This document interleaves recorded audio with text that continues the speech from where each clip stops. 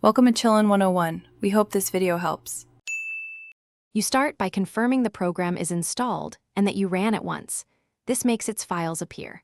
Open File Explorer, Windows, or Finder, Mac OS, with administrator access so you can see protected locations.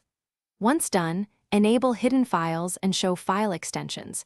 These settings reveal installer remnants and configuration files. Make sure to note the app name and publisher as you scan program files or applications. This narrows the search and avoids wasting time on similarly named folders.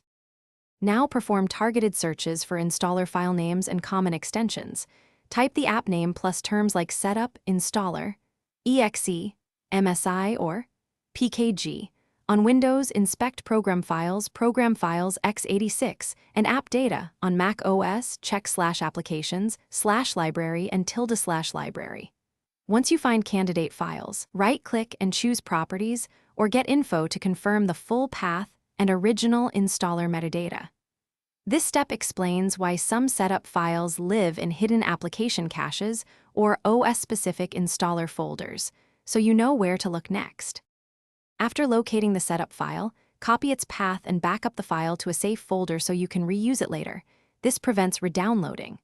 Verify the file by checking its digital signature and file size to ensure integrity and avoid tampered installers. If you can't find the setup, check the OS installer cache, the software vendor account for downloads, or rerun the installer to recreate setup files. If something fails, run as administrator and rescan. Permissions are often the cause of invisible files. Thanks for watching. Consider subscribing if we helped you.